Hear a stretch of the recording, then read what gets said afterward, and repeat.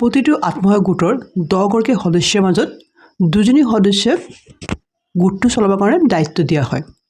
সেই দুগৰাকীক আমি প্ৰেচিডেণ্ট বা ছেক্ৰেটাৰী বুলি কওঁ।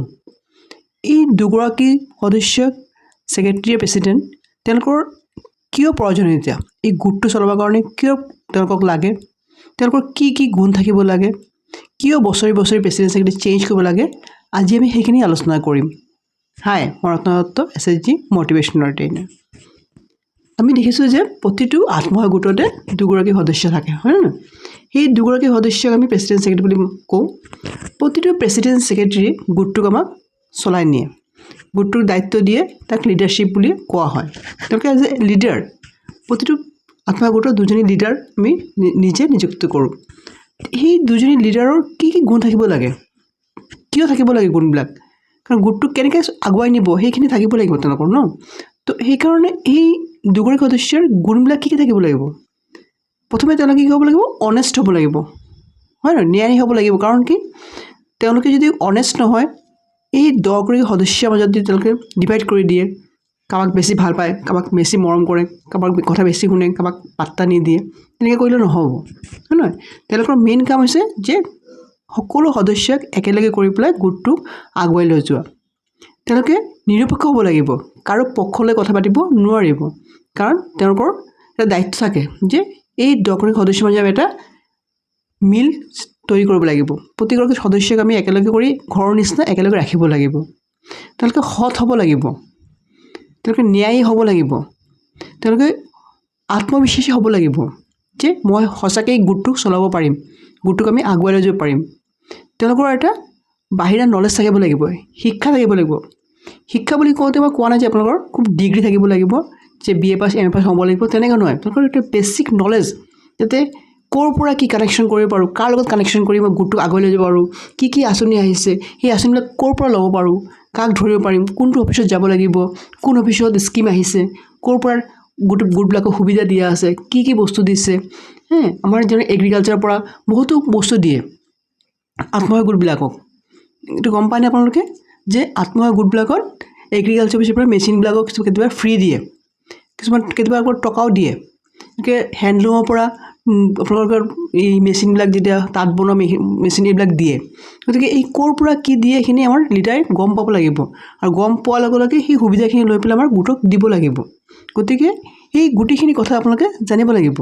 তো এইকাৰণে আমাৰ যি লিডাৰ হয়, যি প্ৰেচিডেণ্ট ছেক্ৰেটাৰী হয়, তেওঁলোকে ইয়াত এটা দায়িত্ব লৈ পেলাই গোটটোক চলাব লাগিব, যাতে আমি গোটটোক সদায় আগুৱাই লৈ যোৱাৰ চেষ্টাটো কৰোঁ। আৰু সেইকাৰণে যেতিয়া আপোনালোকে প্ৰেচিডেণ্ট ছেক্ৰেটাৰী বনাব, আপোনালোকে বাছনি কৰিব যে কোন দুজনী মহিলাক আপোনালোকে বাচিলে গোটটো আগুৱাই লৈ যাব লাগিব। কিন্তু অকল দুজনীয়ে যে গোটটো চলাব তেনেকুৱা নহয়, কাৰণ আমাৰ এটা ৰুলছ এণ্ড ৰেগুলেশ্যন আছে যে প্ৰতি বছৰে আমাৰ প্ৰেচিডেণ্ট ছেক্ৰেটাৰী চেঞ্জ হ'ব লাগিব। কিয় চেঞ্জ হ'ব লাগিব?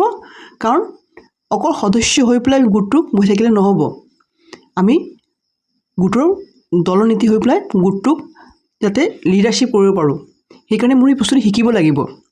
এই যে 10 গৰাকী সদস্য গোটটোত আছে, তেওঁলোকে অকল গোটৰ সদস্য নহয়, তেওঁলোকৰ এটা ৰেছপঞ্চিবিলিটি আছে গোটটোক আগুৱাই লৈ যোৱাৰ। গতিকে প্ৰতি বছৰে সেইকাৰণে 2 গৰাকী সদস্য ৰ'টেশ্যন হয়, চেঞ্জ হয়। এজ এ লিডাৰ বা প্ৰেচিডেণ্ট ছেক্ৰেটাৰী হিচাপে প্ৰতি বছৰে চেঞ্জ কৰিব লাগে। কিয় চেঞ্জ কৰিব লাগে? কাৰণ অকল যে এই দুজনীয়ে যে প্ৰতি বছৰে প্ৰেচিডেণ্ট ছেক্ৰেটাৰী তেনেকুৱা নহয়, আৰু তেওঁলোকে প্ৰতিটো দায়িত্ব ল'ব, তেওঁলোকে বেংকত যাব, তেওঁলোকে বহি লিখিব, তেওঁলোকে মিটিং কৰিব, নহ'ব।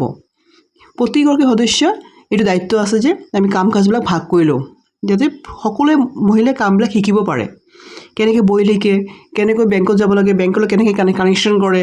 গতিকে সেইকাৰণে প্ৰতি বছৰে আমাৰ কি কৰিছে, প্ৰেচিডেণ্ট ছেক্ৰেটাৰী চেঞ্জ কৰিবলৈ কোৱা হৈছে। গতিকে প্ৰেচিডেণ্ট আৰু ছেক্ৰেটাৰী গোটৰ এটা ভাল ভূমিকা আছে, এটা দায়িত্ব আছে, তেওঁলোকৰ এটা কৰ্তব্য আছে, এই গোটটো কেনেকৈ আগুৱাই লৈ যাম। সেইকাৰণে এই প্ৰেচিডেণ্ট ছেক্ৰেটাৰী ৰোলছটো খুব ডাঙৰ ৰোল। যোনে যোনে গোটৰ প্ৰেচিডেণ্ট ছেক্ৰেটাৰী আছে, আপোনালোকে নিজকে এটা ভাল পৰ্যায়লৈ লৈ যাওক, যাতে আপোনালোকৰ নামটো আমাৰ ষ্টেট গভৰ্ণমেণ্টৰ আণ্ডাৰত লিখা থাকে যে হয়, এই প্ৰেচিডেণ্ট ছেক্ৰেটাৰী দুজনীয়ে ভাল কাম কৰি গোটটোক বহুতখিনি আগুৱাই ল'ব পাৰিছে। কাৰণ আজিকালি চৰকাৰে বহুত সুবিধা দিছে, যদি আপোনাৰ গোটটো ভাল কাম কৰিছে, আপুনি যে ভাল কাম কৰিব পাৰিছে এজ এ প্ৰেচিডেণ্ট ছেক্ৰেটাৰী, তেন্তে আপোনাৰো এটা বেনিফিট হ'ব পাৰে, কেতিয়াবা কোনো সুবিধা আহিব পাৰে। গতিকে অকল গোটৰ প্ৰেচিডেণ্ট ছেক্ৰেটাৰী হৈ পেলাই অকল টকা জমা কৰিলোঁ, অকল ঋণ ল'লোঁ, তেনেকৈ কৰিলে নহ'ব। আপোনালোকে সদায় চেষ্টা কৰিব লাগিব যাতে আমি গোটটোক ভালকৈ আগুৱাই লৈ যাওঁ। সেই 10গৰাকী সদস্যৰ মাজত এটা মিলাপ্ৰীতি ঠিককৈ ৰাখোঁ, তো সিহঁতক গোটেইখিনি কাম শিকাওঁ। আৰু এটা কথা, আপোনালোকে সকলো সদস্যক সমানভাৱে কথা ক'বলৈ দিব লাগিব।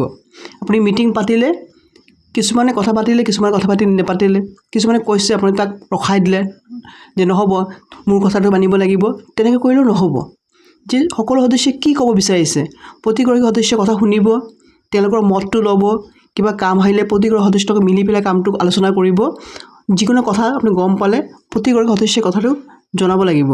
সেইটো এটা ডাঙৰ দায়িত্ব প্ৰেচিডেণ্ট ছেক্ৰেটাৰী। অকল নিজৰ মাজতেই কথা পাতিলে, 2-3জনী নিজৰ লগত লৈ পেলাই আপুনি গ্ৰুপ এটা বনাই পেলাই কামখিনি কৰিলে, বাকী 5জনী সদস্যই এই বস্তুটো গমেই নাপালে, তেনেকৈ কৰিলেও নহ'ব। গতিকে প্ৰেচিডেণ্ট ছেক্ৰেটাৰী এটাই দায়িত্ব, গোটটোক কেনেকৈ ডেভেলপমেণ্ট কৰি গোটৰ থ্ৰুদি কিমান ইনকাম কৰিব পাৰি, গোটৰ থ্ৰুদি আমি কেনেকৈ এই 10গৰাকী সদস্যৰ মাজত এটা ইনকাম চ'ৰ্চ বঢ়াই পেলাই সিহঁতক এটা আত্মনিৰ্ভৰ কৰিব পাৰি, সেই চেষ্টাটো প্ৰেচিডেণ্ট ছেক্ৰেটাৰী কৰিব লাগিব। এইখিনি এটা ডাঙৰ দায়িত্ব প্ৰেচিডেণ্ট আৰু ছেক্ৰেটাৰী। গতিকে যোনে প্ৰেচিডেণ্ট ছেক্ৰেটাৰী গোটত আছে, তেওঁলোকে যদি মোৰ ভিডিঅ'টো চাইছে, আপোনালোকে নিজকে সেইখিনি পৰ্যায়লৈ লৈ যাওক যাতে গোটৰ এটা ভাল পজিশ্যন আপোনালোকে ক্ৰিয়েট কৰিব পাৰে বা তৈৰি কৰিব পাৰে। যদি মোৰ ভিডিঅ'টো ভাল লাগে, লাইক এণ্ড শ্বেয়াৰ কৰিব, ছাবস্ক্ৰাইব কৰিব, কমেণ্টটো নিশ্চয় কৰিব। আৰু আত্মসহায়ক গোটৰ যদি কিবা তথ্য জানিব লাগে মোক কমেণ্ট কৰিব, মই গোটেইখিনি তথ্য আপোনালোকক জনাই থাকিম। ধন্যবাদ।